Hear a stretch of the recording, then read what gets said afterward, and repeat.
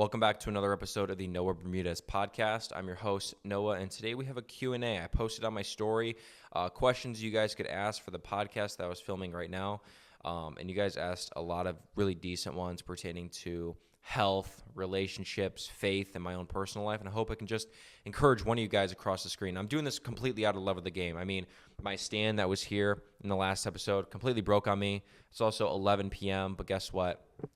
I got to help at least one person across the screen. So let's dive right into it. I have these pulled up right here. I'm answering these on the fly. I haven't really looked at any of them, so I'm going to be filtering through. As you see, there's a lot of 6, 7, and oil up ones that are annoying because there's a crap ton of them. But yeah, we're just going to filter through and see if we can find some really good ones. MC_do140 asks, why is it hard to commit?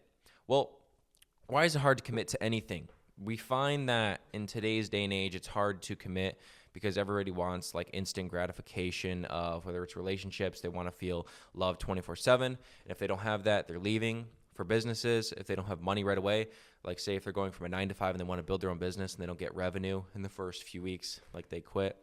Or it's content, like we see that a lot, where people post and they want to become an influencer or something like that, and they post for 2 weeks and they stop because they're not seeing instant gratification. Or their health goals, they stick with a diet for 2 weeks and they stop because they're not getting the instant gratification. So it's hard to commit when you don't have that instant like reinforcer that you are doing good. And the reality is it's hard to commit to because there's a lot of friction when you're doing something new. So it's hard to commit for 2 reasons, I think, and it's not seeing instant gratification because this day and age has just normalized getting everything you want at any specific moment. And 2, the friction. People don't like to be uncomfortable for quite some time. That's why it's hard to commit, I think anyways. But yeah, also again, yeah, it's 11 p.m. You're not going to get some crazy mind-blowing answers out of me right now. I'm just going to be brutally honest. Let's try to find the next good. Also, I'm drinking some water. My throat is kind of dry. Let's try to find another good question here.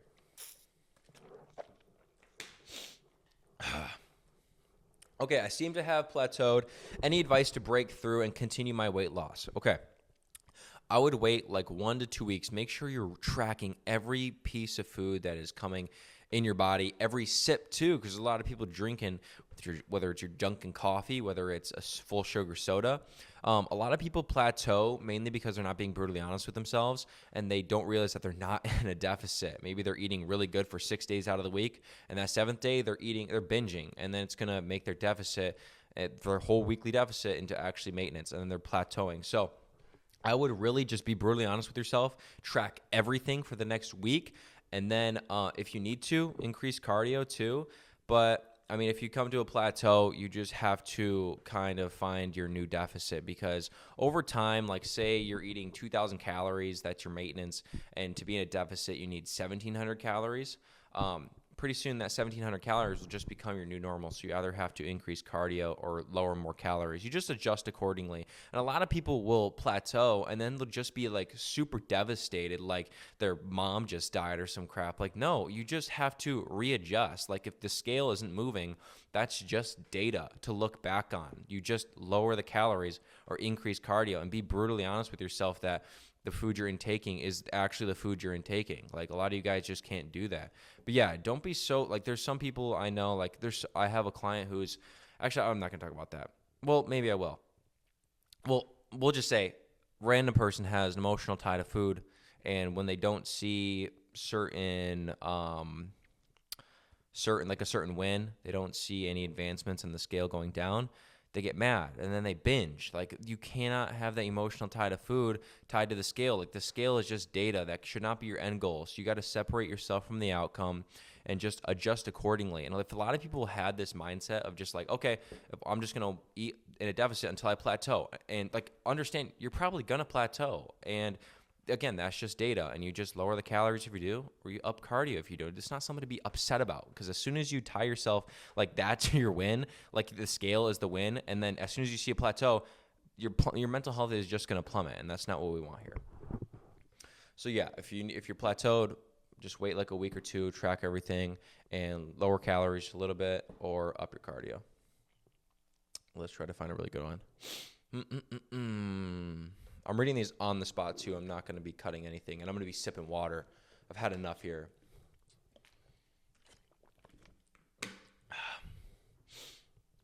How do I get rid of man boobs? Okay. A lot of people think you can spot reduce fat. You can't spot reduce fat. If you want to get rid of man boobs, it's likely that you have body fat in other areas too, like love handles. You just got to be in a calorie deficit and lose fat over time, and you got to lose fat in your whole body. You can't just say, how do I get rid of man boobs? And then be like, I want to lose my fat that's right here. You can't do that. You got to lose body fat altogether. Everywhere, excuse me. Why do you think the obesity... Oh, I'm not even reading the names here. That was from Jurassic Rain. Who is the last one from?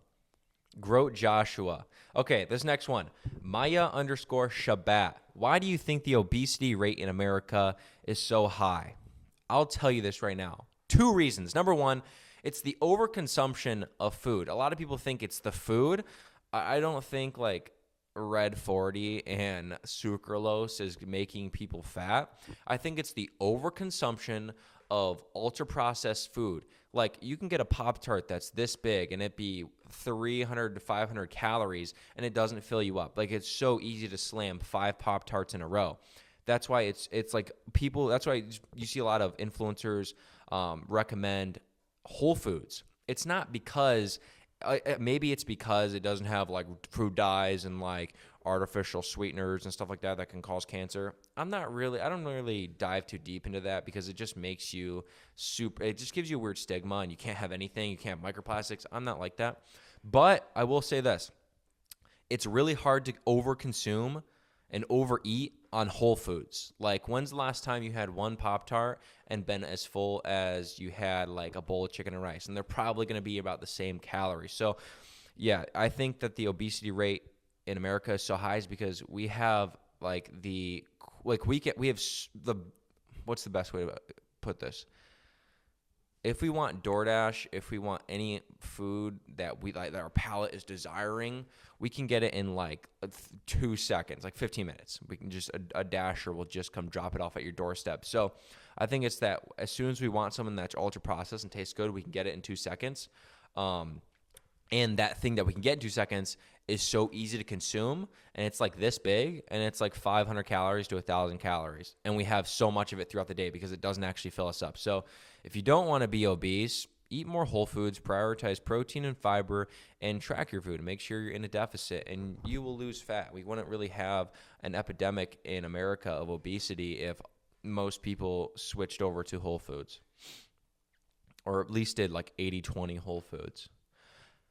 Asher67070 asks, how long have you been committed to Christ? This is a great question. So when I was 15 or 16, I had a dream about like the end times, and it kind of made me lock in. I remember I had a case of like alcohol, and I dumped it all out in my yard, and I was just like, I can't do this anymore. Like, it's over. And obviously you have your trials and your tribulations trying to overcome sin, and that was for a few years.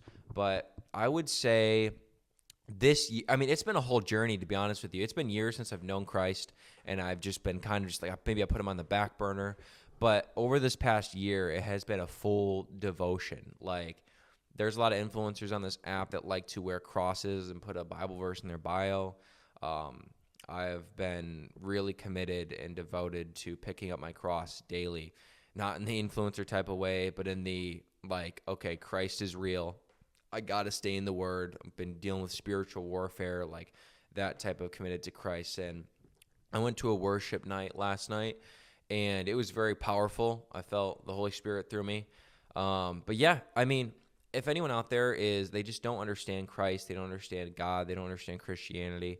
What I will say is my life has shaped over the past few years, solely due to that, solely due to staying in the Word, staying in prayer. And I would highly recommend anyone else out there that hasn't given their life to Christ to consider it. Consider praying, consider reading your Bible, because it gets to a point where you need something bigger than yourself to lean on, and that's going to be Christ. That's going to be God. And I would hope that someone out there, a younger version of me, would pick up their word and just give it a shot, because like I think the only thing holding people back is maybe they had someone in their life that said they were a Christian and they wronged them, or maybe they just have a bad taste because it was forced down their throat, or maybe they have a big ego and they're like trying to figure stuff out by themselves. I'm here to tell you, I have the followers, I have the money, I have the woman, I have the solid friend group, I have the place, I have everything I need to live, and nothing fills that God-shaped hole in my heart more than God and more than Christ.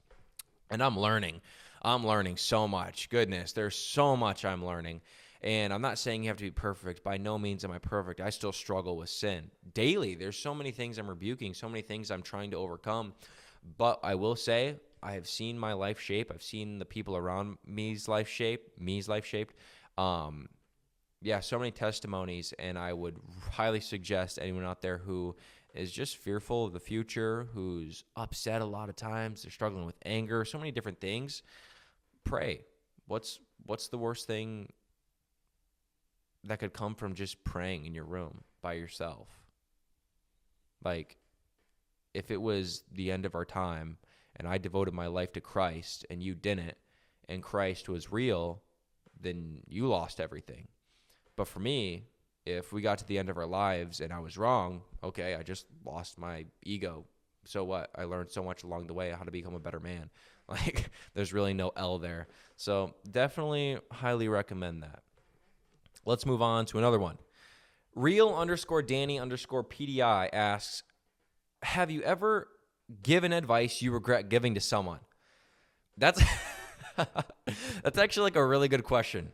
Have you ever given advice you regret giving to someone? Yes, because I waste my breath way too often.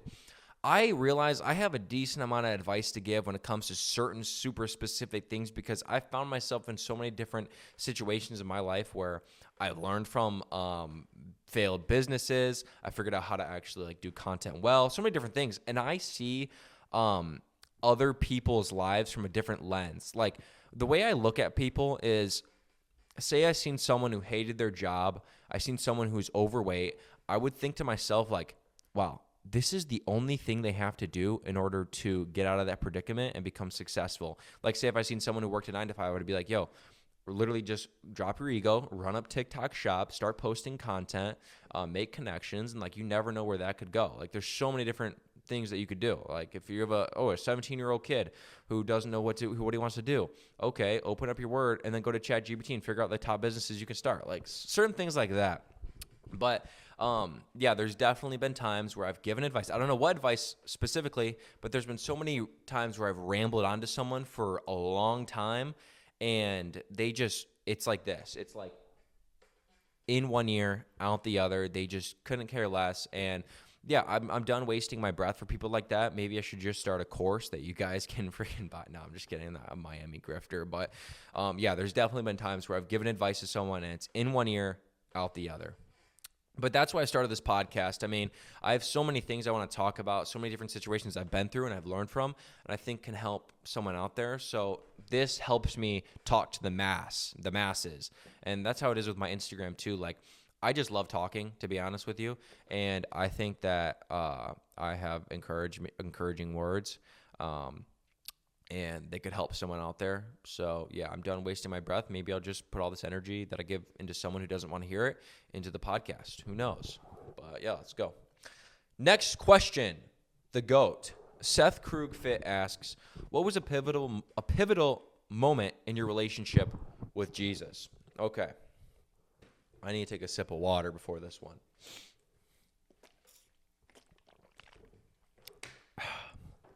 A pivotal moment in your relationship with Jesus.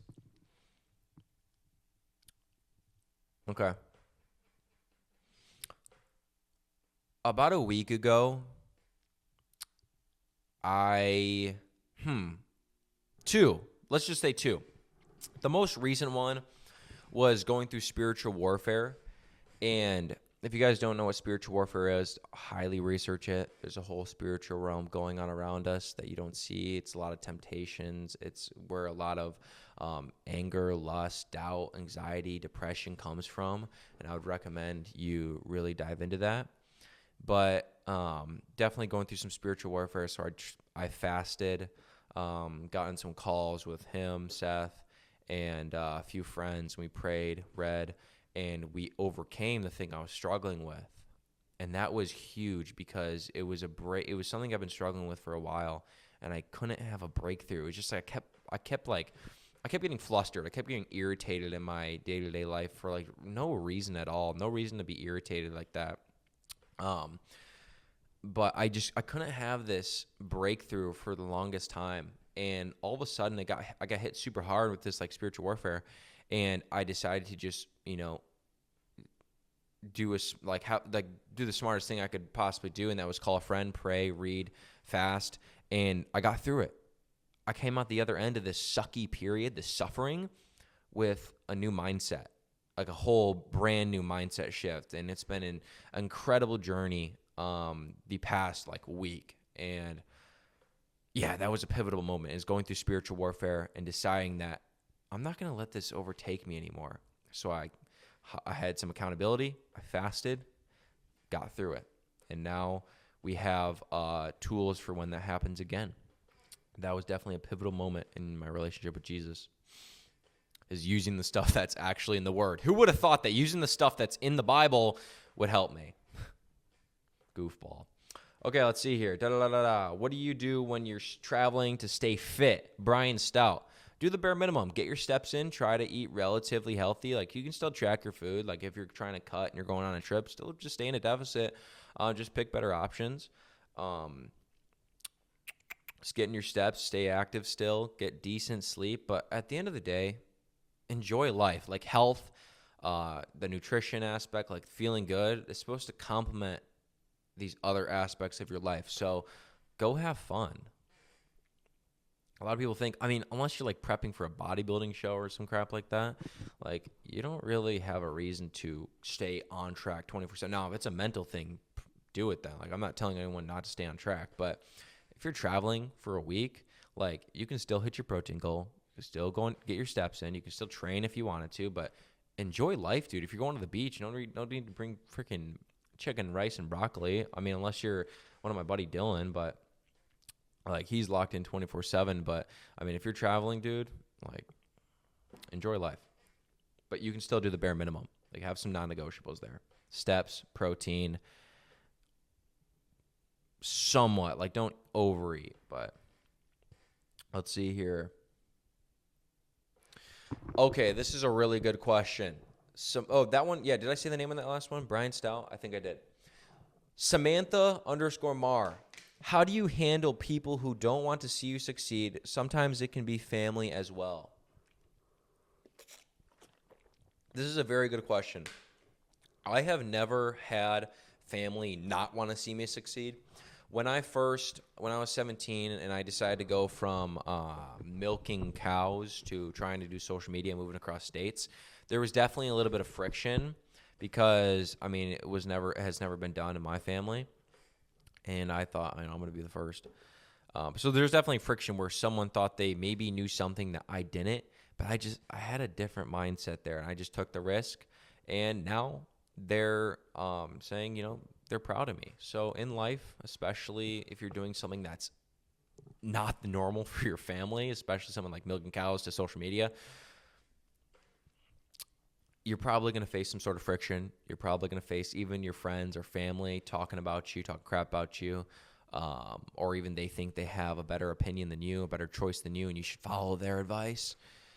All I have to say is two things. One, if someone's not in the position you want to be in, if they're working a job you don't want to work, if they are living a lifestyle you don't want to live, then you have absolutely no reason to take any sort of criticism from them, unless it's legit, like still taking a little bit of constructive criticism. But as for business, as for relationships, and say if like, why are you going to take relationship advice from someone who has been divorced, someone who's cheated on someone else, or why are you going to take business advice from a homeless man? It doesn't add up. So yeah. And the second thing is, they may like be upset with you now.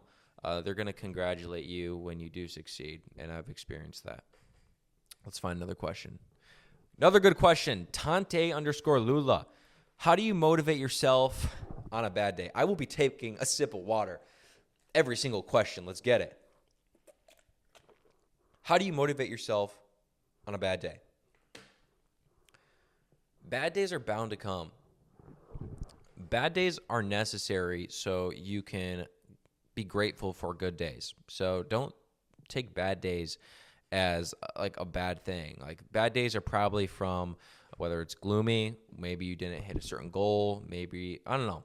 Just take ownership on the bad day and try to turn it around as quickly as possible.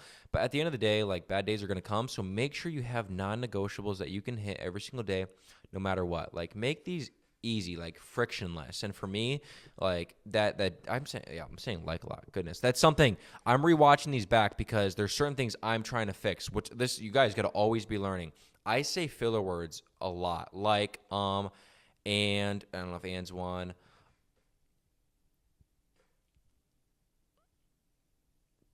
I don't know any more filler words, but I say them a lot and I'm catching myself more. So speaking to the camera is actually helping me become more articulated. So this is a learning period for me. This is friction for me. I hope you guys are learning too with me, but I'm trying to get better at my filler word usage. How to motivate yourself on a bad day. Have non-negotiables, have bare minimums that you have to follow on the bad days. Like those days are going to hit, and it's more than just a gloomy day. Maybe someone dies. Maybe you get cheated on, some outlandish crap. Have non-negotiables. Step goal, protein goal. Track your food. Make sure you're still in a deficit, not overeating on a bunch of bull crap. Hydrate. Get good sleep if you can.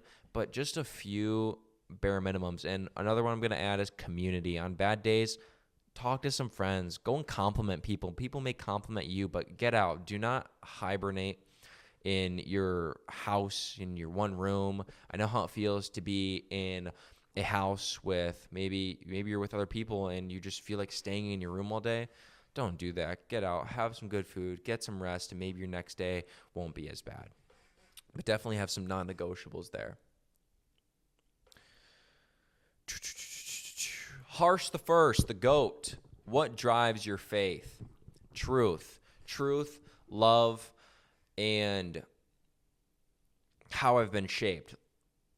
If that's if you guys understand what I'm trying to say here, what drives your faith? I'm assuming, Harsh, you mean what makes me have faith, what's pushing me towards Christ more, and that's truth. I've seen the way He shaped my life, not only as like in my character, my development with my business, but the relationships around me, the opportunities that have just come about from constant prayer, constant trusting in Jesus that my paths would be made straight, has been nothing short of just insane. Like, it's hard to even put into words, but even Harsh, like working with you guys, like I was praying I could get a decent team to work with, and it's been beautiful ever since. Like, and that came just about after praying. So I would highly recommend anyone that is, again, questioning Christianity, questioning their faith, just to give it a shot, because why wouldn't you? But yeah, the main thing that drives my faith is truth.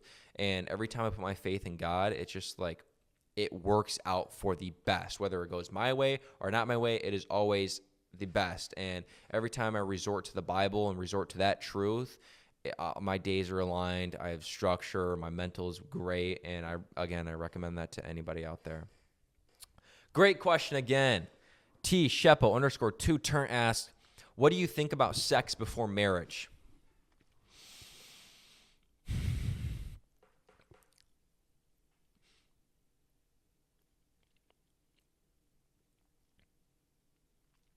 So I did a whole study on Jonathan Pacluda. I think he's a preacher in Dallas, Texas for some church. He has a really good YouTube sermon, church service, whatever. It was like an hour long. It's called like Lust and Self-Control, something along those lines. Search that up. Jonathan Pacluda, Lust, Self-Control. Or if you want to, DM me. I'll just send it to you. Such a good listen. If you want to marry someone, why would you want to have sex at first? wouldn't you want to have a best friend? Like, we're gonna talk about the earthly standards and then like Christianity in just a second. But for anyone out there that's not a Christian, like, if you have this beautiful girlfriend, okay, so you're dating her, and you decide to you wait till marriage to have sex. You get to have a best friend before marriage, before anything, before any sexual things, before any like passion. It's literally you have a best friend. That's why I'm a big advocate on not moving in together before you're married, not having sex before you're married. If you can hold off making out or anything like that before you're married, you're setting yourself up for success, because you get to have a best friend before anything that you know you're not only into for sex and for passion, because that can be a blinder. Let me say that again. Sex can make someone seem 10 times better than they really are. If you were to take sex out of some sort of relationship and it's founded on sex, that's all they know, it might hurt them. It's going to hurt them badly. Oh, but sex is a big proponent. Like, that's why relationships are supposed to be. No, what? If you're in a relationship for sex, you better rethink everything that you've ever learned. So the physical aspect, you have a best friend before marriage, before lifelong commitment, that you know she's not into you and you're not into her for just sex. So one, it gets rid of anxieties. So much trust, so much faith in that person because they love you for you. Now guess what? You get married. And guess what? Not having sex creates that much more urgency to get married. So that's why you see so many Christians marrying young. It's not that they don't have self-control. It's just like when you don't have sex with someone and you're spending that much time with them, maybe it's for months, even a year with someone can be like a lifelong thing if it's not sex, because you have a best friend before anything with no sex. Now imagine this. You have a best friend who you are fully trusted, and they fully trust you that you're not with them for any other reason besides you love them for the person they are. Now when you bond together with marriage, you're like this now. You become one. Now you have sex, and it makes you guys stronger. Like, sex isn't this weird thing. It's a normal thing. Everybody has sex, okay? But now when you bond together in marriage, imagine how strong that makes you. And guess what? Say you get married at 20, 21, 22. You have this long until the day you die to have sex with that person, to figure it out together. You know how beautiful that is? Someone who's never experienced something, someone who's never experienced sex, comes together with another person who's never experienced sex.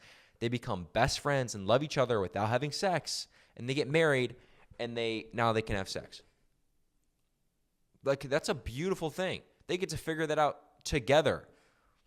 Like, this is why it's so gross to me, like the hookup culture, where you have a person who's never had sex, and you bond to someone else and you have sex, and then you break away, like you have a divorce, and then you attach to someone else and you break away, and you attach to someone else and you break away, and you attach yourself to someone else and you break away, and then you still think you have something whole left to give to one.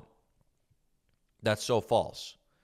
And for the Christian aspect, like, we have a covenant where if you have sex with someone, like, you're breaking that covenant with God, because God designed sex super strategically, because like you bond like this, and all the neural pathways, dopamine, everything that comes from sex is super beautiful, but it's meant to be designed to like keep someone together. I think correct me if I'm wrong, but it's just, I mean, I don't really know the whole Christian side of things. I would love to. I've been very blessed not to have sex, not participate in hookup culture.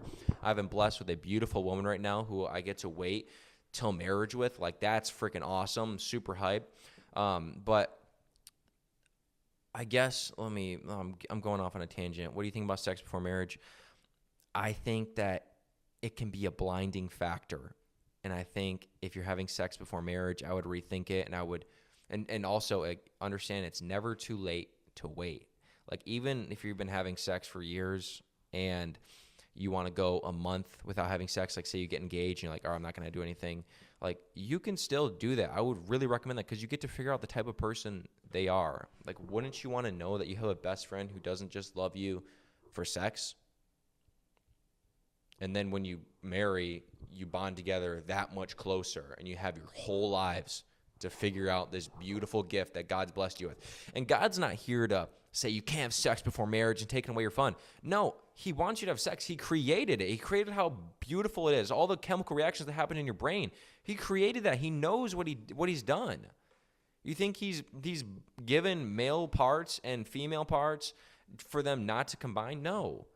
But he understands how much people will take advantage of it. It's one of the most dopaminergic things you can experience on this planet. You think he'd want to see you going around attaching and detaching to people and hurting yourselves? Or do you think he'd want you to save yourself so you know you have a best friend and you can save yourself for marriage? That's a beautiful thing. So yeah, I think sex before marriage, rethink your decisions if you're having sex before marriage, and understand it's never too late to wait. And I know there's a lot of people out here, maybe you've partaken in hookup culture. Maybe you have someone who's forced you to do something you didn't want to do. Understand that you're never, ever too late. You don't have to live in the shame. You're never, ever too late to re-wait. That's a hard one. I love talking about it. That's such a good topic. There's been so many instances in my life where I could have done something I would have regretted, and I never did. And I'm so, so thankful, because in a real relationship, in a healthy relationship, I'm not pulled in any direction. I have one person who I love. You guys got to understand. Find someone you love. Bond to them in a best friend type of way, a person that you want to spend the rest of your life with. And when you get married, celebrate. And you have that beautiful gift. And it makes you stronger. So just don't take that lightly, please. But yeah, let's move on to another question. Great, solid question, dude. Whoever asked that.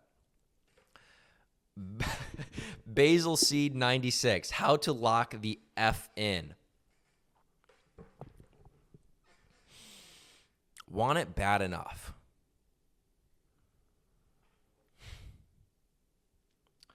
Let's see here. Islamash asks, what is one non-negotiable that you would suggest doing in the morning? Boy, do I have something to tell you. I have more than one non-negotiable.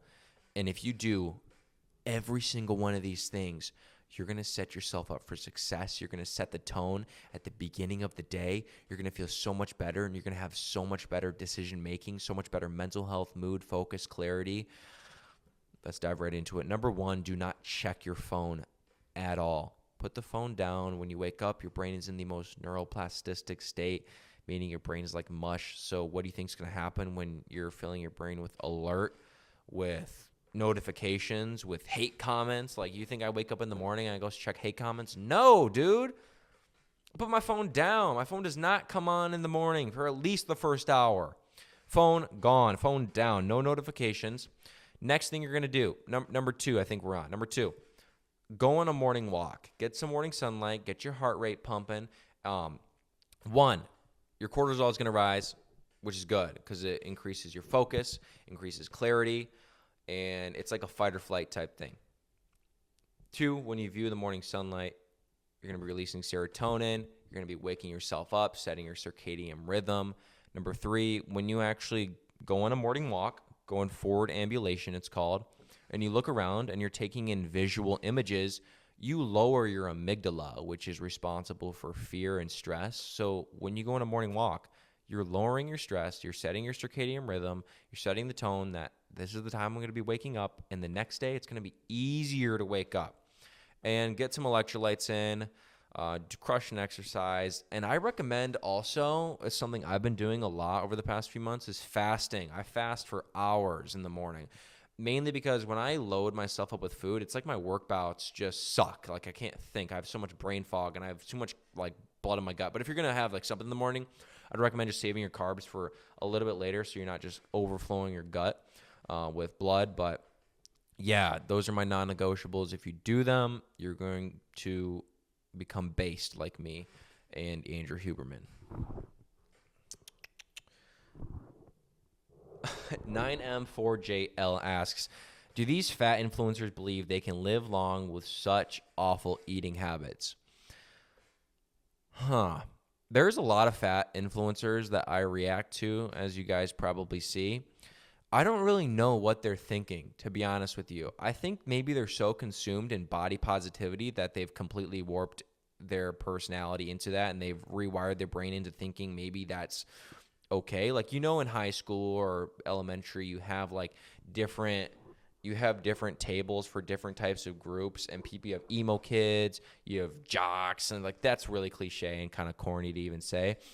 I think fat influencers are in their own category of just like they think unhealthy habits is like edgy and cool, to be honest with you. Like, but yeah, I don't know. I don't think they care if they live long. The reality is, if you're morbidly obese and you eat like crap and you don't take care of your body, you're probably not going to live longer than someone who does. Let's move on to another good one. Ooh, I need a sip of water.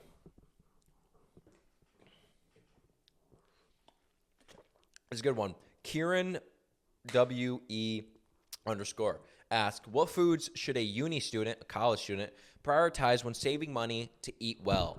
Okay.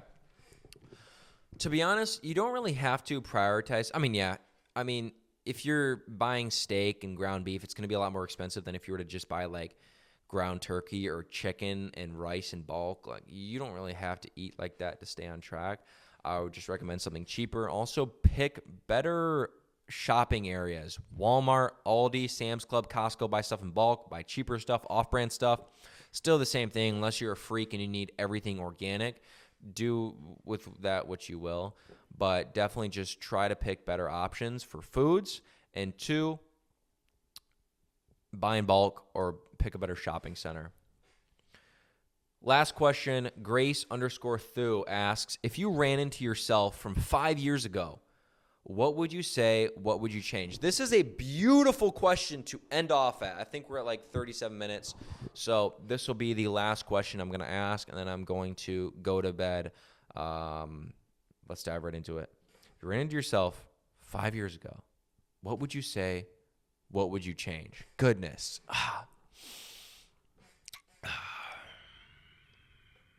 What was I doing 5 years ago? A lot of you guys may not know this. I'm 20 years old. 5 years ago, I was 15 years old. Goodness, that's crazy to think about. Crazy we've come this far. I'm having my own realization right now. That is so weird to think. 5 years ago, I was 15 years old, probably grinding out Fortnite. I would not change one thing, to be honest with you. I've been so blessed with this life. Every challenge I've overcome, every time I put my faith in God, it's just things just align. I wouldn't change anything. I would literally just be like, you're doing good, pal, to be honest with you, because putting my faith in God, especially around like 15, 16, and just praying over the last few years and continuously, God blessing me with opportunities and different things I've just taken and learned, the character I've been able to develop, nothing short of following Christ, and I wouldn't change a single thing because I'm literally everything has added up to now. A lot of people like to live in the past. Terrible. Live in the past if you want to be depressed. Live in the future if you want to be anxious. Live in the present if you want a beautiful gift. But I wouldn't change a single thing. I would really recommend everyone here really try to stay present. Understand you can't change anything, so there's no reason to even discuss it. Just be thankful for the position you're in no matter what, and just always try and progress, because if you're not trying to progress, if you're not learning something new, if you're not constantly trying to figure out a better position, understand, be content, but if you're not trying to grow, you're going backwards. Thank you guys for listening to another episode of my podcast. If you want to go ahead, subscribe, and if you guys want fat loss coaching, you can click the link in my bio. It's builtbyprotocol.com. We have a lot of client transformations on the page if you want to check them out. We'd be happy to work with you guys one-on-one. But again, love you guys. God bless. Peace out.